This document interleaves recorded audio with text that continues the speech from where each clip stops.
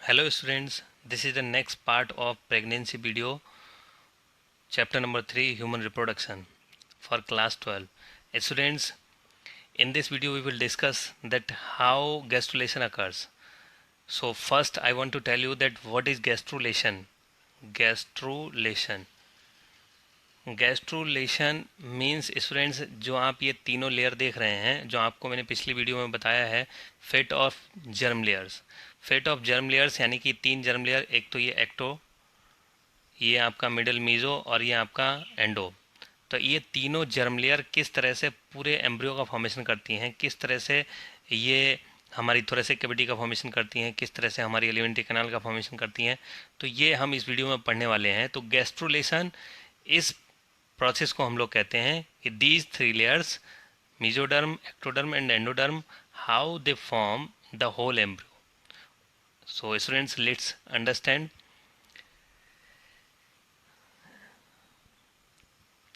This is the process of gastrulation. ये आप देख रहे हैं यहाँ पर जो 3 लेयर हैं, 3 लेयर अभी तक आप लोग जो देख रहे थे कि इस तरह से एक ऊपर कैविटी बन गई थी जिसको हम लोग एमनियोटिक कैविटी कह रहे थे, और एक नीचे कैविटी बनी थी जिसको हम लोग यॉर्क सैक कह रहे थे। तो वो आप लोग इधर फिर से एक बार देख सकते हैं। देखिए यहाँ पर जो आप लोग देख रहे हैं ये एमनियोटिक कैविटी है और ये नीचे यॉर्क सैक है, और यहाँ पर प्रिमिटिव स्टिक ये बन चुका है। ऊपर की लेयर एक्टोडर्म है, नीचे की लेयर एंडोडर्म है, मिडिल में मीजोडर्म है। तो फिर आगे इसमें क्या होने वाला है वो आप लोग यहाँ से समझेंगे। तो देखिए यहाँ पर जो आपका ये फिगर दिखाई दे रहा है, फिगर नंबर ए, इस फिगर में क्या हो रहा है कि ऊपर जो एक्टोडर्म है तो उस एक्टोडर्म से मीजोडर्म का फॉर्मेशन हो गया, लेकिन साथ ही साथ यहाँ पर मीजोडर्म में क्या होता है, एक छोटा सा एक पाइप लाइक स्ट्रक्चर। हालांकि ये तो हम लोग एक सेक्शन देख रहे हैं, जो पूरा एम्ब्रियो होगा तो यहाँ पर जो प्रिमिटिव स्ट्रिक होती है यहाँ से एक अंदर एक छोटा सा पाइप लाइक स्ट्रक्चर बन जाता है। तो ये पाइप लाइक स्ट्रक्चर जो होता है तो बाद में ये सॉलिड हो जाता है, और ये हमारी क्या होती है, नोटोकॉर्ड। नोटोकॉर्ड स्टूडेंट्स 11 क्लास में आप लोग जानते हैं, नोटोकॉर्ड ये हमारी बॉडी में एक रॉड लाइक स्ट्रक्चर होता है, रॉड लाइक स्ट्रक्चर, और यही रॉड लाइक स्ट्रक्चर बाद में हमारा क्या बन जाता है, बैकबोन बन जाती है, जिसको हम लोग वर्टिब्रल कॉलम कहते हैं। तो आपका बैकबोन का फॉर्मेशन करने वाला जो स्टार्टिंग स्ट्रक्चर होता है वो नोटोकॉर्ड होता है। तो ये नोटोकॉर्ड का फॉर्मेशन हो गया मीजोडर्म से, क्योंकि आपको बताया पूरा हमारा स्केलेटल सिस्टम किससे बना है, मीजोडर्म से। तो मीजोडर्म से पहले नोटोकॉर्ड बनेगा, तो यहाँ पर मिडल में, और नोटोकॉर्ड से पूरा हमारा स्केलेटल सिस्टम बनेगा। अब उसके बाद ये नोटोकॉर्ड का फॉर्मेशन हो गया, इधर जो कैविटी है एमनियोटिक कैविटी वो और ये बढ़ गई है यहाँ पर। अब देखते हैं इसमें फिगर नंबर बी में क्या चेंज आया उसमें। अब आप देखिए यहाँ पर जो एक्टोडर्म है वो फोल्ड होने लग गई, यानी कि एक्टोडर्म इस तरह से ये फोल्ड होती है, और फोल्ड होते होते इतनी फोल्ड हो जाती है, पहले इस तरह से ये फोल्ड होकर के ऐसी हो जाती है, और फाइनली ये फोल्ड होकर के मर्ज हो जाती है, और एक ये जो आप देख रहे हैं cavity like structure, rounded structure, ये बच जाता है, और ये फिर से कनेक्ट हो जाती हैं दोनों। तो यहाँ पर ये तो हमारी एक्टोडर्म ही रहती है, लेकिन इस एक्टोडर्म से एक नया स्ट्रक्चर बन जाता है, और यही नया स्ट्रक्चर क्या होता है, हमारा न्यूरल ट्यूब, इसको हम लोग क्या कहते हैं, न्यूरल ट्यूब। तो ये आपका न्यूरल ट्यूब जो है वो बन जाती है। न्यूरल ट्यूब एक्चुअल में क्या है, ये स्टार्टिंग स्ट्रक्चर है जिसको हम लोग नर्व कॉर्ड कहते हैं, नर्व कॉर्ड। तो नर्व कॉर्ड क्या है, जिससे हमारा क्या बनता है, नर्वस सिस्टम। तो नर्वस सिस्टम जिससे हमारा बनता है वो इनिशियल स्ट्रक्चर क्या कहलाता है, नर्व कॉर्ड कहलाता है, और नर्व कॉर्ड बनने से पहले भी ये हमारा क्या कहलाता है, न्यूरल ट्यूब, यानी कि न्यूरल ट्यूब न्यूरल ट्यूब। तो ये न्यूरल ट्यूब बन जाता है, न्यूरल ट्यूब से ही हमारा नर्वस सिस्टम बनता है। तो देखिए आप, पहले क्या बन गया हमारा नोटोकॉर्ड, नोटोकॉर्ड के बाद फिर क्या बन गया, न्यूरल ट्यूब। अब यहाँ पर जो हमारा न्यूरल ट्यूब है और इस न्यूरल ट्यूब के दोनों तरफ ये आप देख रहे हैं सोमाइट, यानी कि जो मेसोडर्म है वो सोमाइट बना रही है। सोमाइट का मतलब ये होता है कि हमारा जो वर्टिकल कॉलम है, तो वर्टिकल कॉलम इस तरह से ये स्पाइक लाइक स्ट्रक्चर होता है, और इस तरह से इसमें एक अंदर एक ट्यूब होती है जिसको हम लोग न्यूरोसील कहते हैं। और न्यूरोसील में क्या पड़ी रहती है, हमारी हमारी जो नर्व कॉर्ड होती है वो हमारी पड़ी रहती है न्यूरल ट्यूब में। तो ये सोमाइट यानी कि हमारे बैकबोन से, यानी बैकबोन तो ये है, बैकबोन के ये जो दोनों तरफ, और जो सोमाइट यानी कि जो उसके सेगमेंट्स होते हैं, हमारे स्टार्टिंग सेगमेंट्स वर्टिकल कॉलम के, वो बनते हैं सोमाइट। तो ये न्यूरल ट्यूब को चारों तरफ से कवर कर लेते हैं। तो यहाँ पर देखिए हमारा नर्वस सिस्टम बनने लग गया, हमारा जो स्केलेटल सिस्टम है वो बनने लग गया। आप लोग को समझ में आ रहा होगा। तो ये आपका देखिए मेसोडर्म जो है, इसको हम लोग, अब मेसोडर्म के 3 पार्ट हो गए। ये इंटरमीडिएट मेसोडर्म हो गई, ये सोमाइट यानी सोमेटिक मेसोडर्म हो गई, और ये हमारा जो देख रहे हैं हम लोग, जो बाहर की तरफ ये मेसोडर्म है जो रेड कलर की आप लोगों को दिखाई दे रही है, तो इसको हम लोग एक्सटर्नल मेसोडर्म कहते हैं। तो मेसोडर्म आपकी बन गई। अब देखिए यहाँ पर इसमें साथ साथ और क्या चेंज हुआ, एक तो न्यूरल ट्यूब बनी, साथ ही साथ क्या हुआ, जब फोल्डिंग हुई, यानी कि ये फोल्डिंग हो रही है, यहाँ से फोल्डिंग होने पर ये आप देख रहे हैं मेसोडर्म ऊपर की तरफ एक ब्रांच उसकी चली गई, एक लेयर नीचे की तरफ चली गई। तो जो लेयर नीचे की तरफ गई है उसने कवर किया है किसको, ये प्राइमरी यॉर्क सैक को। प्राइमरी यॉर्क सैक भी इस तरह से फोल्ड होते होते, इस तरह से फोल्ड होते होते यहाँ पर एक कैविटी लाइक स्ट्रक्चर यहाँ पर बन रही है। एक तो बड़ी कैविटी आपको जो दिखाई दे रही है यहाँ पर है, एक कैविटी लाइक स्ट्रक्चर यहाँ पर है। तो ये जो है फाइनली कब बनेगा, यहाँ पर देखिए, यहाँ पर ध्यान से इस फिगर में, फिगर नंबर सी में न्यूरल ट्यूब बन गया। न्यूरल ट्यूब से जब ये फोल्ड करेगा तो यहाँ पर फाइनली ये इस तरह से फोल्ड करके करके ये बना देगी। यहाँ पर एक ट्यूब बन गई है। तो ये ट्यूब हमारी यही क्या है, एलिमेंट्री कैनाल है, यानी कि यहाँ पर ये माउथ बन जाएगा, यहाँ पर ये एनस बन जाएगा। तो ये बन गया एलिमेंट्री कैनाल। यहाँ पर ये जो है, जो कैविटी बची है, इसको हम लोग सेकेंडरी यॉर्क सैक कहते हैं। ये बाद में धीरे धीरे रिड्यूस हो जाती है, इसका कोई काम नहीं रहता है। और ये एक और कैविटी आप लोग जो देख रहे होंगे, यहाँ पर मेसोडर्म और एंडोडर्म के बीच में ये जो कैविटी है, यहाँ पर ये जो आप वाइटिस कलर का, ग्रेस कलर की देख रहे होंगे, ये कैविटी हमारी कौन सी होती है, इसी को हम लोग कहते हैं सीलोम। सीलोम। तो सीलोम एक्चुअल में क्या है, जो आप लोगों ने 11 क्लास में समझा था, यहाँ पर अंदर एंडोडर्म हो गया, मीजोडर्म इस तरह से हो गया, और एक्टोडर्म हो गया। तो यहाँ बीच में यानी कि एंडोडर्म, मीजोडर्म, तो आपकी एक तो इनर मीजोडर्म हो गई, एक आउटर मीजोडर्म हो गई, और इसके बीच में एक खाली जगह होती है, तो इसको हम लोग क्या कहते हैं, सीलोम कहते हैं। तो ये सीलोम आपका यहाँ पर बन रहा है। और ऐसे एनिमल जिनमें सीलोम प्रेजेंट होता है तो उसको हम लोग क्या कहते हैं, सीलोमेट कहते हैं। तो यही हमारा जो सीलोम है वो थोड़े से कैविटी बनाएगा। धीरे धीरे ये वाली जो ट्यूब खत्म हो जाएगी, आगे और क्लियर होगा। देखिए स्टूडेंट्स, यहाँ पर फाइनली जो स्ट्रक्चर बना, अब देखिए जो अंदर की तरफ यहाँ पर हमारा जो बेंडिंग हो रही थी, वो बेंडिंग यहाँ पर देखिए, आप ध्यान से देख रहे हैं, ये जो बेंडिंग हो रही है, तो इतना पूरा ये जो बेंडिंग हो रही है, ये तो बन रहा है एम्ब्रियो, ठीक है। तो आप देख रहे होंगे आगे यहाँ पर यही शेप ले लेता है, देखिए ये वाला। तो ये देखिए हमारा एम्ब्रियो ये डेवलप हो गया। मैंने अभी बताया यहाँ पर इस तरह से अंदर जो फोल्डिंग हुई थी, ये वाली फोल्डिंग इस तरह की, तो ये बन गया माउथ, और ये बन गई इसकी एनस। तो ये बन गया हमारा पूरा एलिमेंट्री कैनाल। और ऊपर आपका जो न्यूरल ट्यूब थी उसने देखिए यहाँ पर इसके अंदर नर्वस सिस्टम पूरा बना दिया। ये जो पीछे आप जो सेगमेंट लाइक स्ट्रक्चर देख रहे हैं, ये हमारी बैकबोन बन रही है।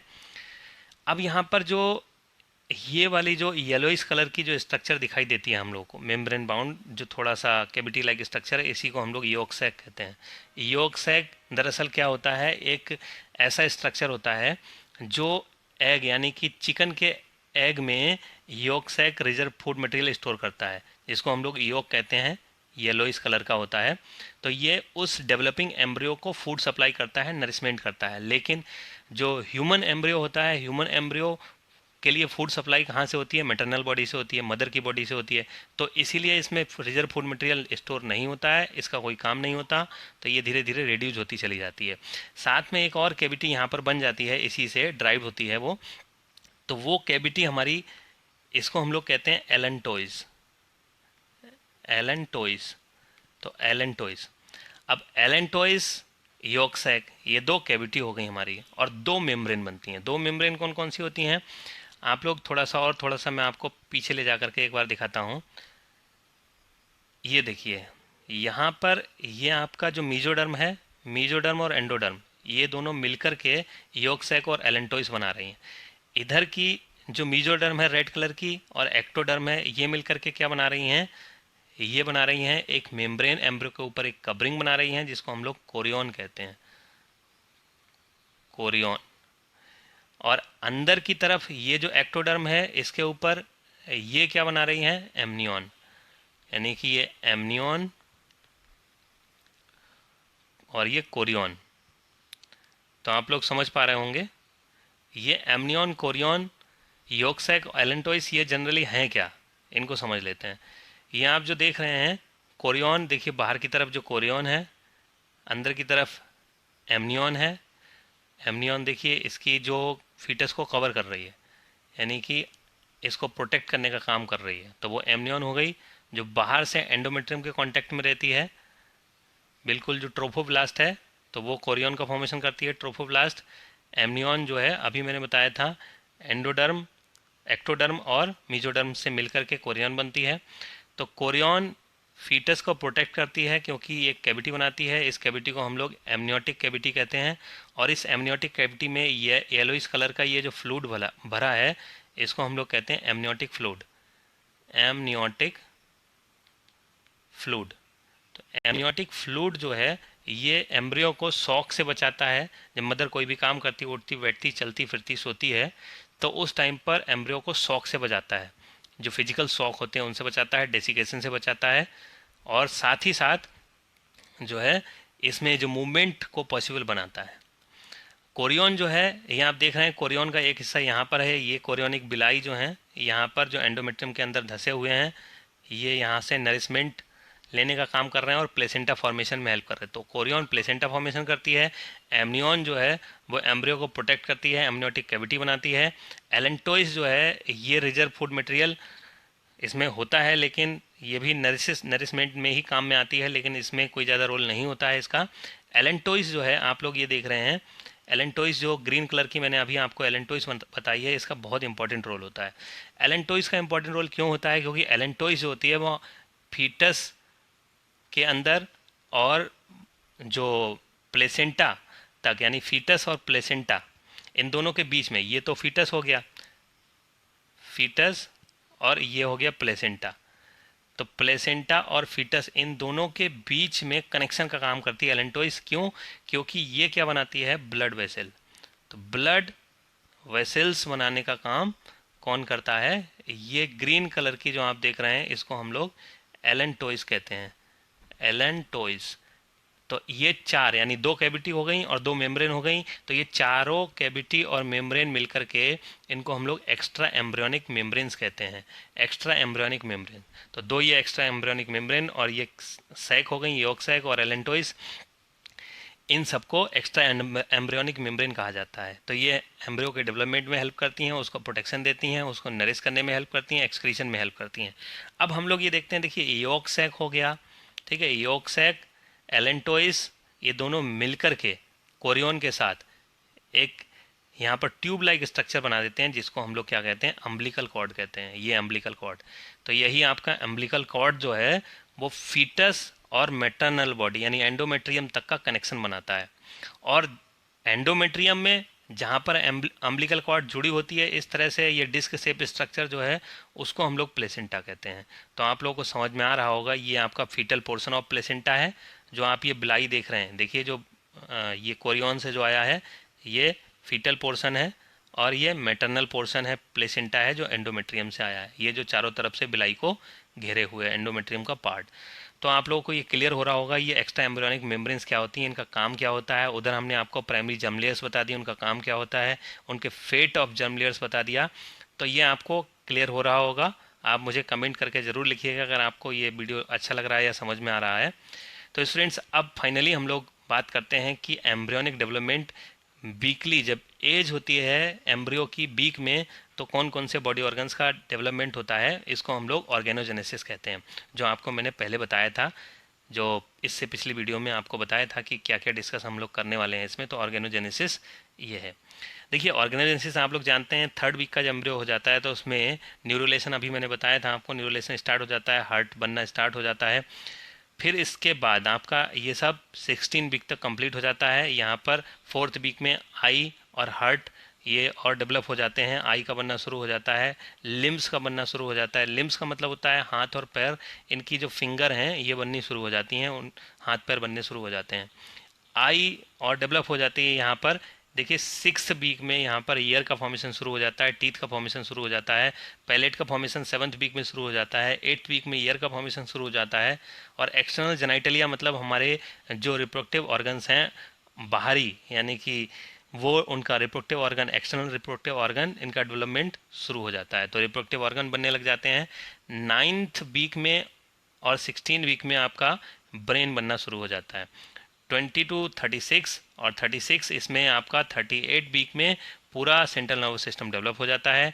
यहाँ तक 8th वीक तक आपका पूरा हार्ट डेवलप हो जाता है, अपर लिम्ब डेवलप हो जाते हैं।